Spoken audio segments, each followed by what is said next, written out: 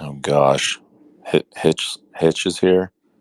Ugh, I'm out of here, man. I don't want to be in the same space with this low IQ EQ individual.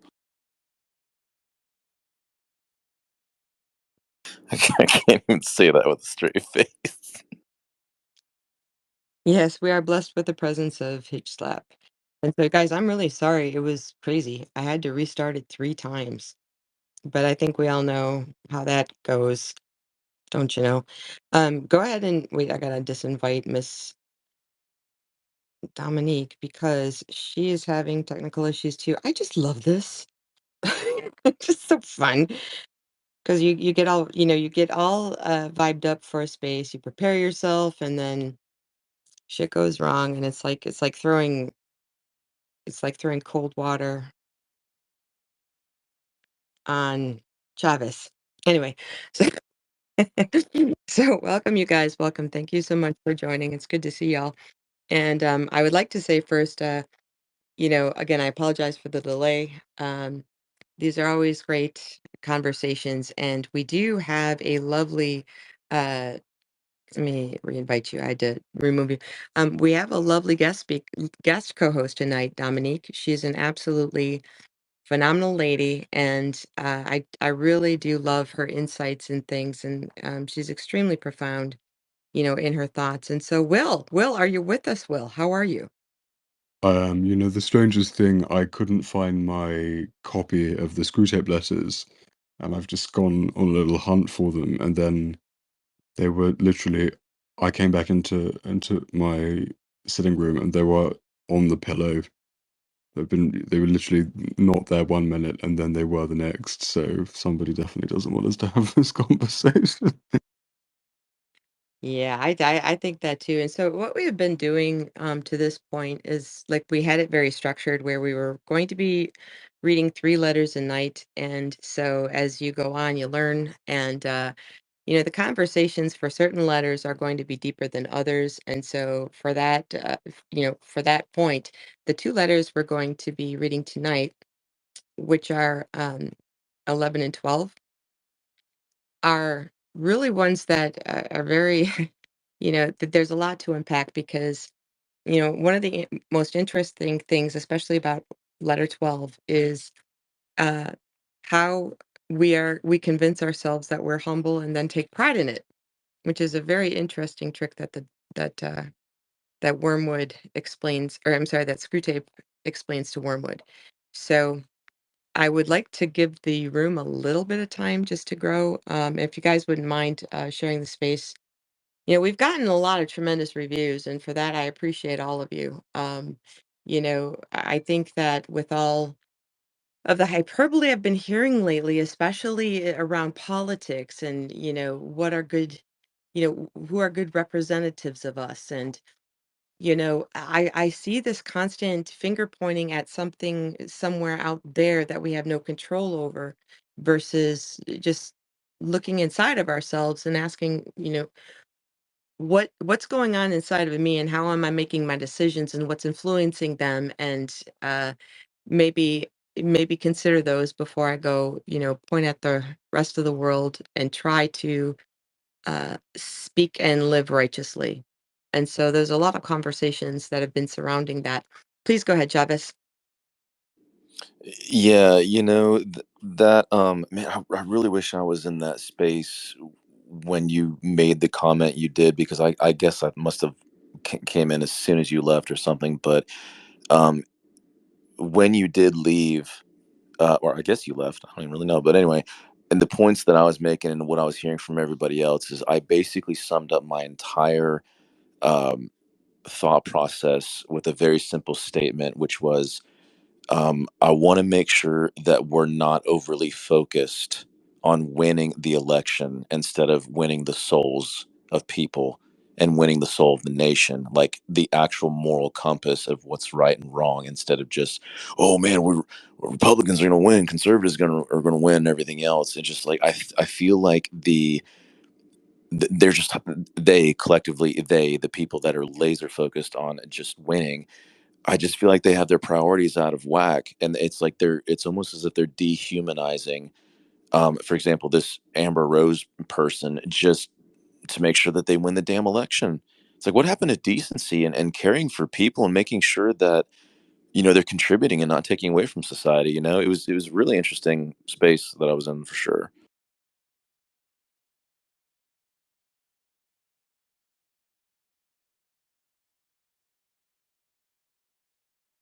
I don't know. Can y'all still hear me? Yeah, I can hear you. No, I'm Okay. sorry. I was actually trying to it's sorry. It was I'm trying to share the letter. Okay. So I was just off I was just muted for a second. But yeah, we definitely have to love people in the best way possible. I think is what the point that you're making. In other words, if and that doesn't mean we hate the person. It means, like looking at ourselves and looking at how we can best support each other and how we can best support the what keeps us all sane, what keeps like our foundational principle, which is understanding right from wrong and not conceding when something is a matter of principle. I think is what you're saying. Now my understanding is I do only have Hitch Slap for 10 minutes, so I'd like to say hello to him. If anybody is not following Hitch Slap, I don't know what you're doing with your life. He's an absolute rock star with a low IQ, but we love him anyways. How are you, sir? I'm doing very well. Fact check true on the low IQ, so no arguments there. But yeah, I saw the space. I'm at work, so I can't stay too long. So drop in very quick and say hello. But as you said, these spaces have been getting a lot of great reviews for good reason. So you, Will, Dominique, Heidi, and everyone else who's been running them, absolutely great job. So yeah, looking forward to this one. And of course, everybody follow Honey Badger and all the other hosts. These spaces have been amazing. Thank you so much, Hitch. I think that and I'm sorry, but like I look around at you guys and I see who's like regularly participating, and the quality of the people that are coming is so amazing. It's so humbling. And so I can't say that enough. It's like, thank you so much, for joining. And I hope that you guys at least find a little bit of insight and perspective into the parlance of our time. Because just to give a small, like just a brief synopsis of the book, if you've never joined before, the Screwtape Letters by C.S. Lewis is a collection of letters that a senior devil is writing to his nephew, a junior devil. So the senior devil being Screwtape, of course, and the junior devil being Wormwood. And he talks to him about his patient, and he refers to our Father below, who is Satan, and of course the enemy, who is God. So when you hear that vernacular, in the letters, which by the way, you did not have to come to any of the other spaces to get a grasp on. Each of these letters is really a standalone in so much as what you can take from them. And so founder, did you want to ask a question before we move forward? Yeah, I just when I came into the space, I heard you guys talking about Amber Rose, and I'm just seeing all the posts. And I was in the space earlier. I'm not against Amber Rose. I'm against the pandering. It's just it's exhausting to any group to pander. Whereas I really would like to see both parties focus on policy and really looking where they can be effective in people's lives, however that looks, right? And as a Christian, as a disciple, I know it is my job, to love up on other people, but I also definitely keep it in perspective and I try not to use Jesus in a way that's pandering as well, right? And not try to guilt people with Jesus because God he does not force himself on us ever. He loves us. Even when we don't love him back, he loves us. And we're called to love one another and be respectful. You know, no, I don't like what Amber Rose did in the past. That's not my concern. My concern is how she's being used. I And totally agree with you. I totally agree with yeah, you. And we we can talk about that probably. I think that will actually come up in one of the letters that we're reading tonight. But the question to us as Christians, is how do we love people best? How do we love people into the fullness of Christ's love? You know, through Mhm. the way that we love the person and, you know, accept them as a person, but also say, you know, I love you so much, this is what I want for you. You know what I mean? And Oh so yeah. that's unfortunately it gets conflated with being judgmental. And you know, it's really unfortunate that and again, it's totally understandable because there are few people that can really live out the gospel in that way, right? So Hmm. there are very Yeah. few people that can actually love people through the things that they disagree with, and we see this all the time. And we see this all the time.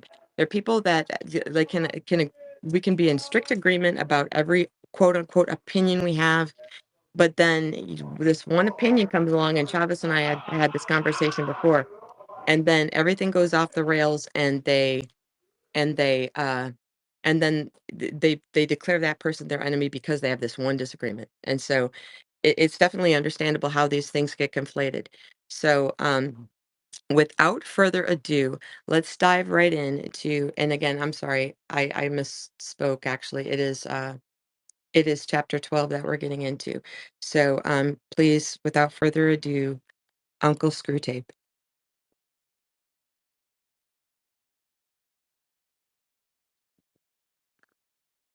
My dear Wormwood, obviously you are making excellent progress. My only fear is lest, in attempting to hurry the patient, you awaken him to a sense of his real position. For you and I, who see that position as it really is, must never forget how totally different it ought to appear to him. We know that we have introduced a change of direction in his course, which is already carrying out of his orbit around the enemy. But he must be made to imagine that all the choices which have affected this change, of course, are trivial and revocable. He must not be allowed to suspect that he is now, however, slowly heading right away from the sun on a line which will carry him into the cold and dark of uttermost space. For this reason, I am almost glad to hear that he is still a churchgoer and a communicant.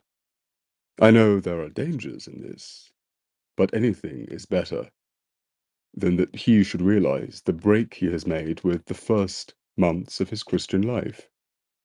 As long as he retains externally the habits of a Christian, he can still be made to think of himself as one who has adopted a few new friends and amusements, but whose spiritual state is much the same as it was 6 weeks ago. And while he thinks that, we do not have to contend with the explicit repentance of a definite, fully recognized sin, but only with his vague, though uneasy feeling that he hasn't been doing very well lately. This dim uneasiness needs careful handling.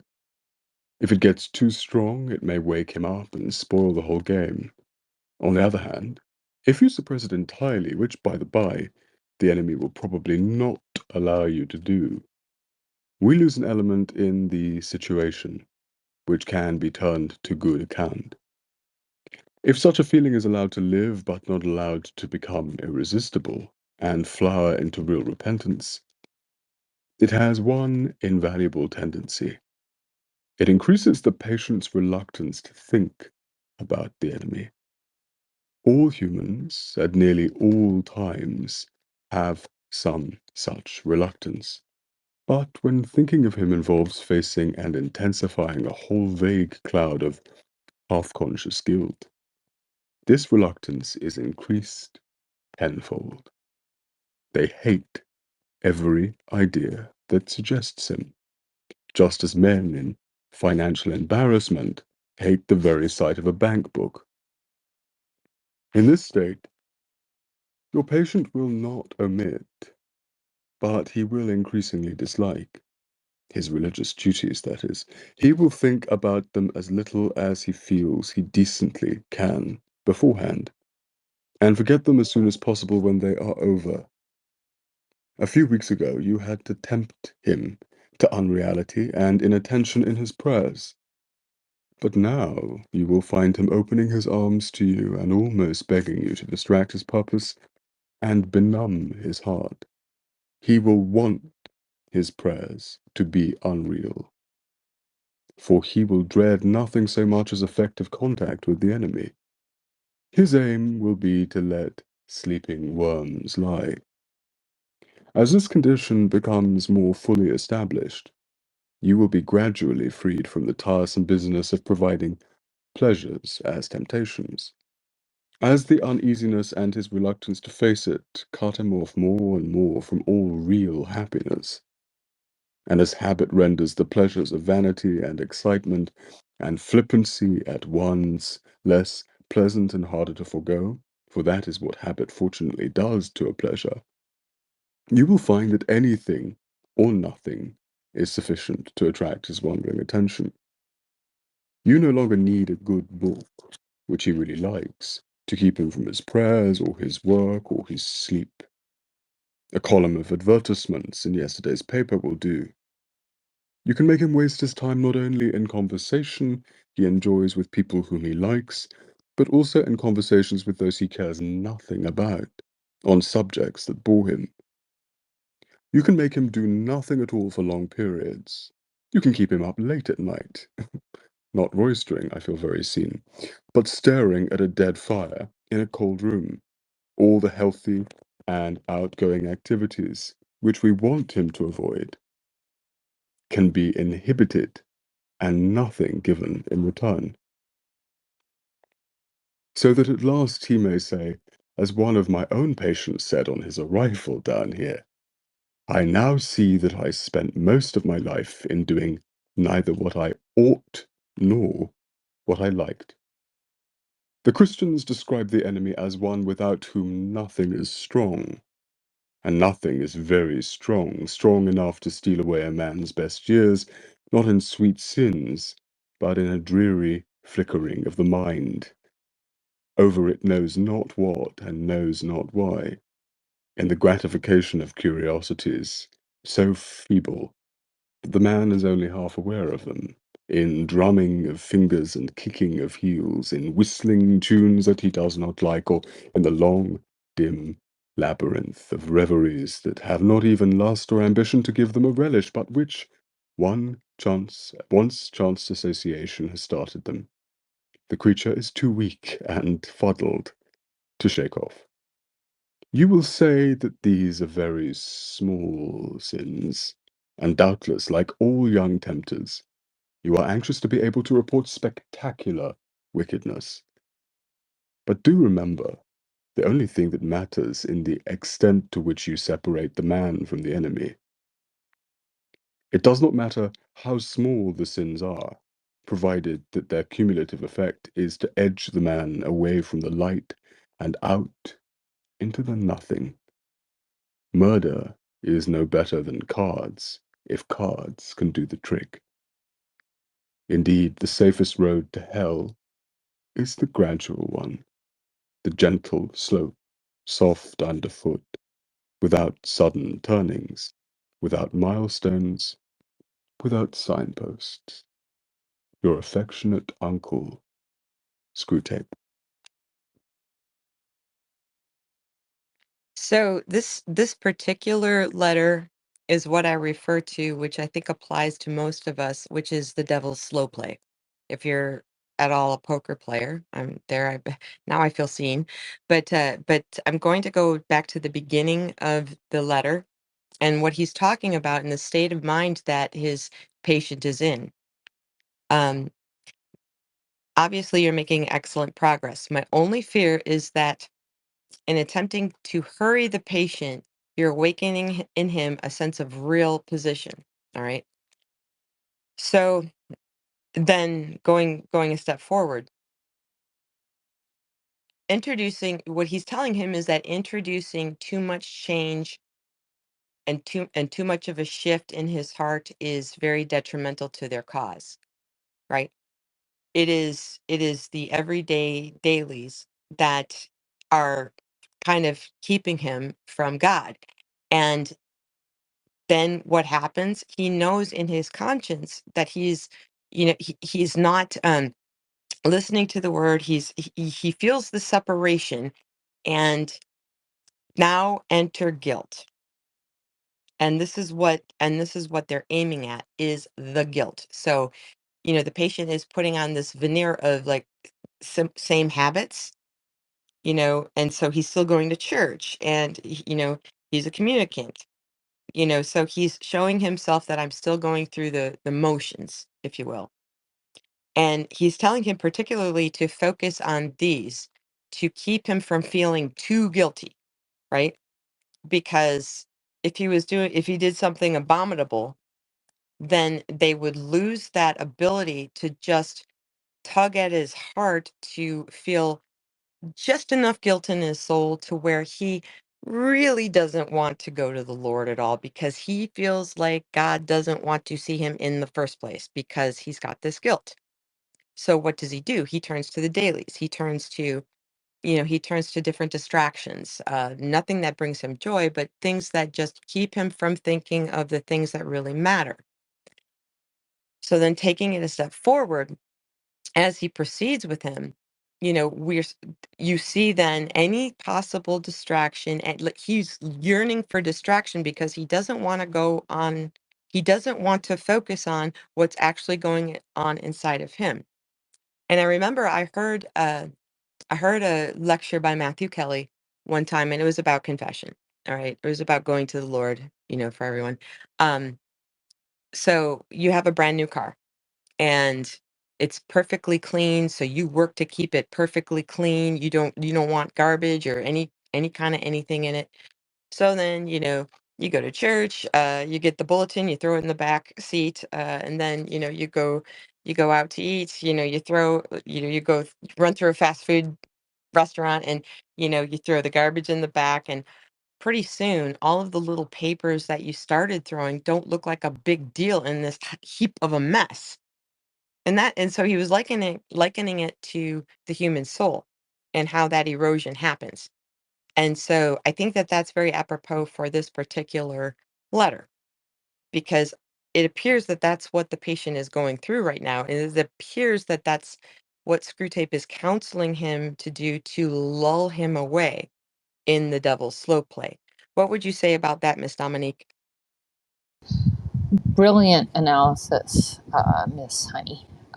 And I think we can translate this quite easily to, like you said, our own day to day life. And I'll use an example in one of my children's journey, where he was going to church on Sunday, but everything else was kind of falling by the wayside, and slowly but surely making excuses of why he didn't need to do this anymore, and oh, I've got a handle on that.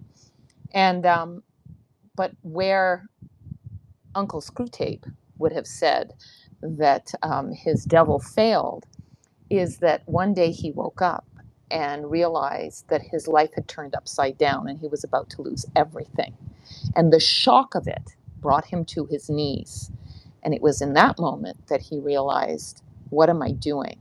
I'm about to destroy everything that means everything to me. And it started with pushing God out of my life. And thanks be to God, we had a close enough relationship that he called me and he said, I don't know what to do. And we got together, we got on our knees and we started praying together.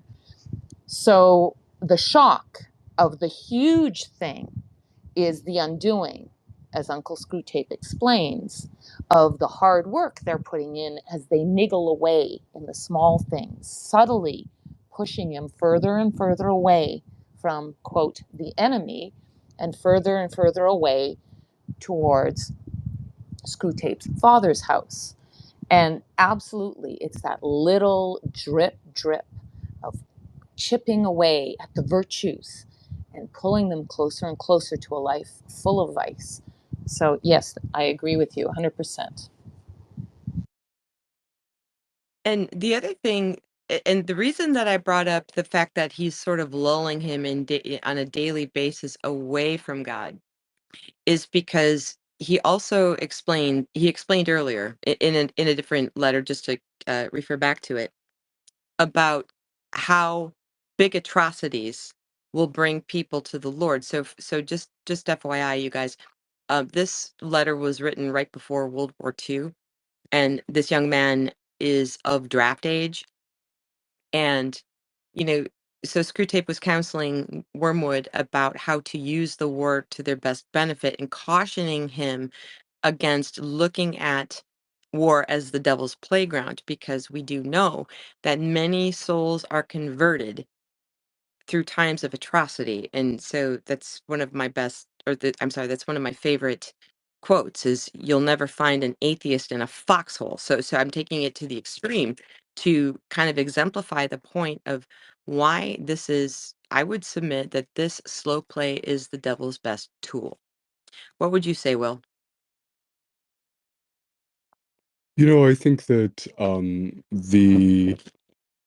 I think that one of the recurring.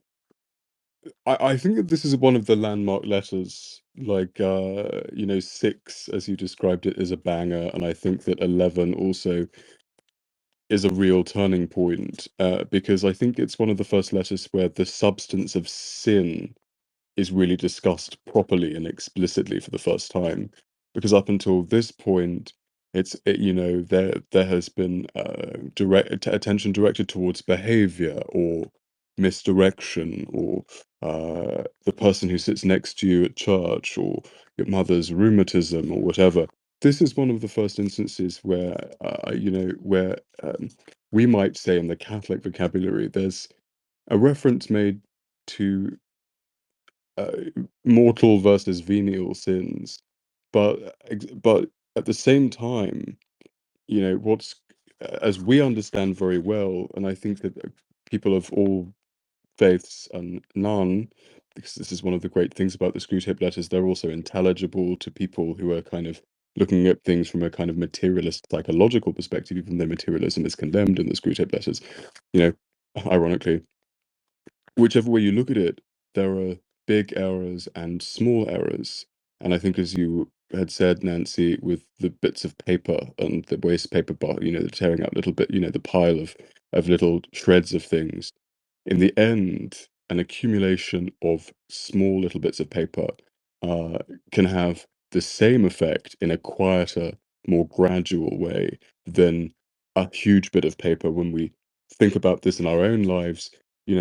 If you think of theft or um, treason or murder or committing an act of violence, we all realize, perhaps after, I'm not saying that any of us have done that here present, but these are the kinds of things that prick the conscience, and they're so big and so clearly against reason, contrary to our nature, contrary to the moral law, that repentance or reflection of some kind follows. But this accumulation of small, tiny sins, of little expressions of pride, or of little bits of arrogance, or little bits of neglect, or this is why he ends with the immortal line, "Indeed, the safest road to hell is the gradual one, the gentle slope, soft underfoot, without sudden turnings, without milestones, and without signposts."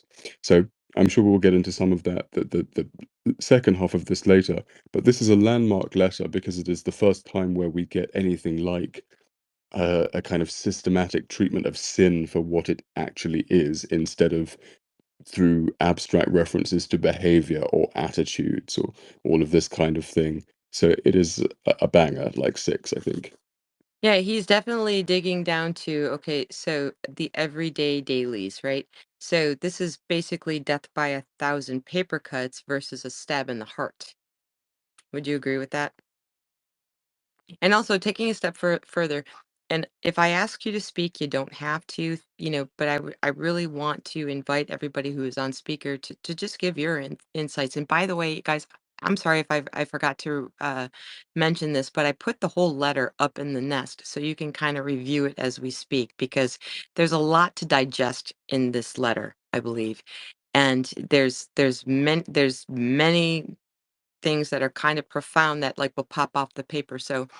Um, so Dominique, before we go, is there a specific vice or, as we'd say, one of the 7 deadly sins, is there a specific vice that pops off the paper to you in this letter? Yeah, well, for me, it's sloth.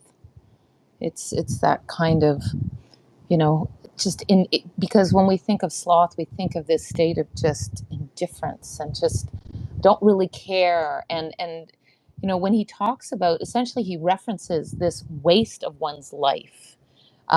And I would, if it's okay, I just quickly would like to reread, you know, the reference to Proverbs 12, where the Christians describe the enemy as one without whom nothing is strong. And then he goes on to say, and nothing is very strong, strong enough to steal away a man's best years. But in dreary flickering mind, over it knows not what and knows not why, in the gratification of curiosities so feeble that the man is only half aware of them, in drumming of fingers and kicking of heels, in whistling tunes that he does not like, or in the long, dim labyrinth of reveries that have not even lust or ambition to give them relish, but which, once chance association has started them, the creature is too weak and fuddled to shake off. You're just in this state of blasé, of indifference, of almost a numbness. And that makes me think and rings true of the slothful life. You know what? I'm really glad you said that because I'm glad I'm not the only one who had that conviction because I see this in my own actions every day, all the time. You know, I will start to think of something very important, or I will take care of something that is a responsibility. And so, for example, you know, if I have to sit down and study something, or work when I work from home, gosh, I need to do the dishes. You know, I can get myself involved in busy work versus my responsibilities. Or, you know, I don't really feel like going to church at 9 o'clock in the morning. There's a late church I can go to at 6. I'll go then instead. And this doesn't sound like a bad thing, right? But it's that thought process that sort of, you know, it kind of erodes your mind. Because why? Because I worked hard all week and I deserve to rest. But in reality, by the time that 6 p.m. comes, you're so full of, oh my God, I don't want to do this. That it takes like literally a Herculean effort, which is where if you could have just said, nope, getting up, I'm not going to think about it, I'm just going to do it, that it would have been so much easier. And you would have been doing what you know you wanted to do versus feeling like you had to do it. So, what would you say about that, Chavez? Well, man, just C.S. Lewis and Francis Schaeffer. I'm not hearing him. Oh wait, Okay, you hear me? wait a minute. Let me. Okay, just take a lap for a second. I'll bring you right back up. So that's what it means. Okay, so if people can't hear you, taking a lap just means I'm gonna drop you and bring you right back. Okay, so I'm bringing him right back so he can come back up and speak. Okay, how's your mic, Jarvis? Test, test. We good? Can you hear I me? can hear you. Can you hear him? Perfect. Yeah. Please go ahead, sir. Gosh, this app. Oh my word. We all have so much to say and learn from Yes. each other. I know it's so stifling, but please go ahead. Uh, no, you're good. I'll be kind of brief. But I mean, C.S. Lewis and Francis Schaeffer are just uh, unbelievable men. Of course, they're gone. Now, but just I mean, they're the kinds of people where you read a sentence and then you finally understand what it means a week later. You know, it's just incredible. It's Um, true. I mean, their intellect, their spiritual intellect, their mental fortitude, they're unbelievable. I mean, it's so humbling, so very humbling. Sorry, I'm kind of getting off the topic. Um, Even listening to the letter, listening to Will talk about it, listening to you talk about it, honey, listening to Dominic talk about it, or Dominique, I'm sorry. Um, it's my thought process is just like, let me.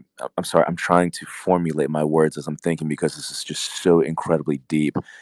I think the biggest thing that I can say is the last time I read the Screwtape letters. This was years ago. The fact that the evil one, the Prince of Darkness, Satan, Lucifer, is so clever and so cunning. I mean, talk about a master manipulator.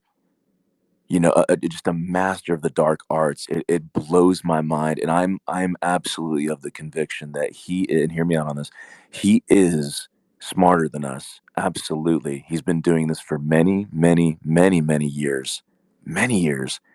But what is so comforting at the same time is I'm not terrified because a really interesting, simple, kind of silly analogy, but it gets the point across is that Mark Driscoll mentioned something about this. That's one of my favorite pastors here recently, especially. But he used a very simple example that imagine, if you will, that God has Satan on a leash and Satan is the dog. He will only allow him to go where he wants him to go. So high above us is God. He is even above Satan too. Satan's limited, right, in all of his so-called power, and that is so incredibly comforting to me, and it really gets the point across. So I know, truthfully, I know I didn't really fully answer your question, but that's just because I'm in such deep thought. I don't even know how to No, answer it, you which know is what? You know what? Like, keep pondering that, keep cooking that thought because I think you're really coming onto something. I hear, I see where you're going. So if you like, maybe like kind of just look over the letter again, and the grace will hit you, Travis, because I understand it is so profound. I've been there too, and it's like, man, what do I say about this? And I totally get it because you could digest every single letter for like a week, you know, right. and so it's hard to articulate everything at one point. What I will say in closing, and I'll land my plane here. I need to get going in just a few minutes. It's 11 o'clock over here, and I got one more thing I got to do, time sensitive. But um, one thing that I believe is Will was talking about was I am absolutely of the belief that in order for sin to really succeed, it's typically a slow and steady, gradual fade.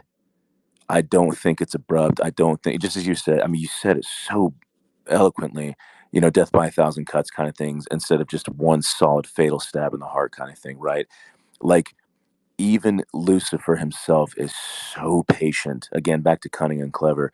These slow, gradual, steady disconnections from humanity, from spirit, from all the positive good things, encouragement, love, joy, all the fruits of the spirit, love, joy, peace, patience, kindness, like all that, all of it.